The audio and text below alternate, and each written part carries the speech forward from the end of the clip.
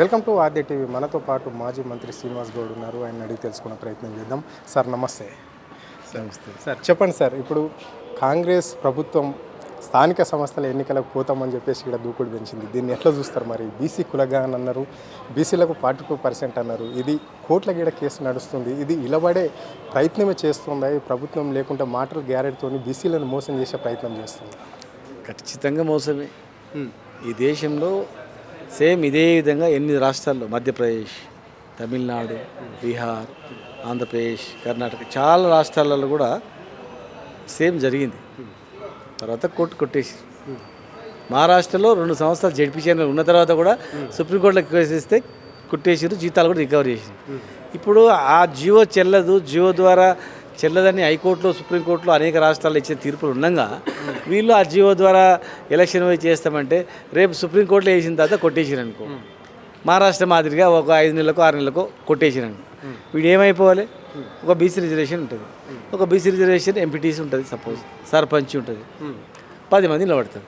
10 మంది ఆస్తులు అంతస్తులు వాడు పూర అమ్ముకొని దివాలా తీసి ఒకటి గెలుస్తాడు. మొత్తం మీద ఆ ఊర్లో ఉన్న 10 మంది క్రీమ్ అంతా ఎలక్షన్లు పడతారు, ఒకటి గెలుస్తాడు. గెలిచినాడు కూడా మళ్ళీ సంవత్సరం లోపల మళ్ళీ ఇంటికి పోతాడు. అంటే ఏమైపోవాలి? వీళ్ళంతా దివాలా తీయాలన్నా. ఇదంతా క్లియర్గా ఇక్కడ ఉండే నాయకులకు కావచ్చు, వివిధ పార్టీ నాయకులకు కావచ్చు, ప్రజలకు కూడా తెలిసిన విషయమే. మరి ఎందుకు ఇట్లా సపోర్ట్ చేయాలనుకుంటున్నారు ఈ కాంగ్రెస్ పార్టీకి? ఏం లేదు, వాళ్ళు బీహార్ ఎలక్షన్ ఉంది, అక్కడ పోయి ఈరోజు 42% ఇచ్చినామని రాహుల్ గాంధీ గారి ముందు చెప్పాలా, ఒకటి ఉంటుంది.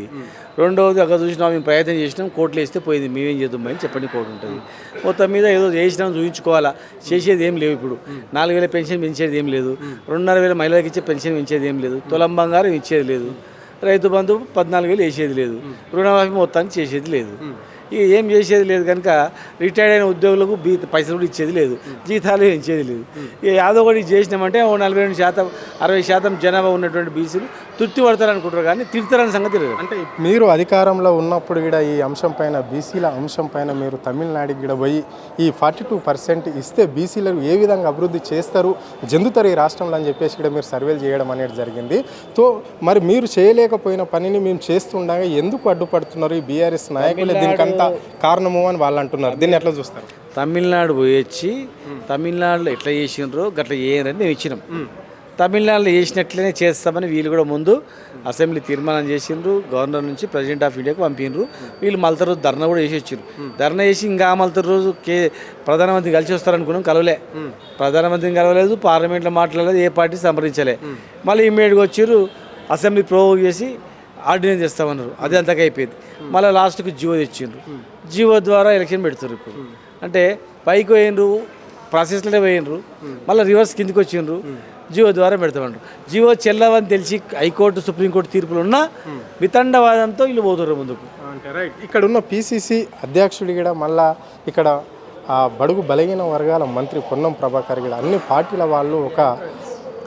అన్ని పార్టీలకు సంబంధించిన నాయకులు కూడా ఒక మెమోరం సమర్పించాలి, హైకోర్టుకి ఇవ్వాలి అని చెప్పేసి కూడా వాళ్ళు కోరుతున్నారు.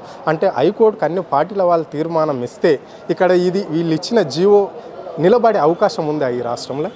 చట్టానికి లోబడి పార్టీలు ఉంటాయి, కానీ పార్టీలు అందరం కలిసి మేము అందరం ఏకమైనాం సార్, ఇది అమ్ముకుంటాం, ఇది పంచుకుంటాం, మీరు ఎవరు ఎంటర్ కాకనంటే కోర్టు ఆగుతుందా? ఇప్పుడు జియో మీద ఒక ఆయన కోర్టుకు పోయిండు, జియో రాకముందు కూడా కోర్టుకు పోయిండు. అది కాంగ్రెస్ పార్టీ పోయిందా? జియో వచ్చిన తర్వాత మళ్ళీ పోయిండు, కాంగ్రెస్ పార్టీ పోయిందా? ఎవరైనా పోవచ్చు కదా, వాళ్ళ అనుబంధం ఉన్న వ్యక్తులు పోవచ్చు, ఇంకెవరైనా పోవచ్చు. పార్టీలు ఇస్తే కోర్టు ఊకుంటుందంటే ఇక అన్ని పార్టీలు ఏకమైతే దేశాన్ని అమ్మేస్తాయి. పార్టీల చేతులు లేదు, చట్టం చేతిలో ఉంది. చట్టాన్ని లోబడి వివరించాలి తప్ప ఏదైనా జడ్జిమెంటు ఈ పార్టీ ఒప్పుకోలేదు, ఆ పార్టీ ఒప్పుకోలేదు వస్తే అప్పుడు అందరం ఒప్పుకుందామని అనొచ్చు. మేము అసెంబ్లీలోనే ఒప్పుకున్న తర్వాత, ఏకగ్రీవ తీర్మానం ఇచ్చిన తర్వాత అది ఇండికేషన్ కాదా? అసెంబ్లీలో ఏమైనా మేము అబ్జెక్షన్ చెప్పి అభ్యంతరాలు చెప్తే కోర్టుకి ఇవ్వండి అని చెప్పడానికి ఉంటుంది. అసెంబ్లీలో కూడా ఒప్పుకున్నాం కదా, ప్రజలందరూ చూసారు కదా, అందరూ ఒప్పుకున్న తర్వాత మళ్ళీ ఇదేం క్వశ్చన్ అది? అంటే కొంతమంది మాత్రం కావాలనే బీఆర్ఎస్ నాయకులు అడ్డుపడుతున్నారు. ఇక్కడ స్థానిక సంస్థల ఎన్నికలు కాకుండా మా ప్రభుత్వం గెలుస్తుందని మా చేసే 6 గ్యారంటీలలో ప్రతి గ్యారంటీ అమలు చేస్తున్నాం, మేము మా పథకాలను చూసి మాకు ఓట్లు వేస్తారు కాబట్టే ఈ ప్రభుత్వం ఓర్వలేక, ఈ బీఆర్ఎస్ నాయకులు ఓర్వలేక ఇలాంటి పనులు చేస్తున్నారు అంటున్నారు. ఇది వాస్తవమేనా? అంత ఉట్టి మాటలు. చదువుకున్న వాళ్ళు ఉన్నారు కదా, ప్రతి ఊర్లో లా చేసిన వాళ్ళు ఉన్నారు, డిగ్రీ చదివిన వాళ్ళు ఉన్నారు, నెట్ ఉంది, ఇంటర్నెట్ ఉంది. నెట్లో మహారాష్ట్రలో ఏం జడ్జిమెంట్ వచ్చింది, బీహార్లో ఏం జడ్జిమెంట్ వచ్చింది, మహారాష్ట్ర ఎలక్షన్ అయిన తర్వాత ఎన్ని సంవత్సరాలకు దిగిపోయినరు, వాళ్ళ బతుకులు ఏమైపోయినాయి, ఎందుకు హైకోర్టు ఇంటర్ఫేర్ అయింది, ఎందుకు సుప్రీంకోర్టు ఇంటర్ఫేర్ అయింది, ఆ జడ్జిమెంట్లో ఆ పిల్లలతో కొట్టుకొని చదవమని ఎందుకు ఎవ్వడం అవసరం లేదు ఇప్పుడు ఇవాళ రేపు. ఇది పరిస్థితి. అంటే ఇక్కడ ఎవరో ఒకరు ఓ కేసు వేస్తే తమిళ షెడ్యూల్లో అది చేర్చకుండా బీసీ కులగాన్ అని చెప్పేసి ప్రజలను మోసం చేస్తుంది కాంగ్రెస్ పార్టీ. ప్రజల వైపు ఉన్నది బీఆర్ఎస్ పార్టీ. కాబట్టి మహారాష్ట్ర ప్రభుత్వంలో మనం చూసినాం, గతంలో 2.5 సంవత్సరాలు అయినాక ఎంపీటీసీలు జడ్పీటీసీలను పదవుల నుంచి సుప్రీంకోర్టు తొలగించిన పరిస్థితి ఉంది. ఇప్పుడు కూడా అలాగనే జరుగుతుంది. కాబట్టి దానికి ఒక చట్టం చేసిన తర్వాతనే ఎన్నికలకు పోతే బాగుంటుంది. లేకుంటే బడుగు బలహీన వర్గాలకు చెందిన వాళ్ళు ఎంతోమంది పేదలు ఉంటారు, వాళ్ళ ఆస్తులు నమ్ముకుని వాళ్ళు ఎలక్షన్లో నిలబడతారు, వాళ్ళు రోడ్డున పడే పరిస్థితి ఉంటుంది. ఇక్కడ కాంగ్రెస్ ప్రభుత్వం పెట్టే ఎన్నికలను నమ్మద్దు అని చెప్పేసి ఇక్కడ ఆయన స్పష్టంగా చెప్పడం అనేది అయితే జరిగింది. కెమెరా పర్సన్ రవితో అరుణ్, ఆద్య టీవీ, హైదరాబాద్.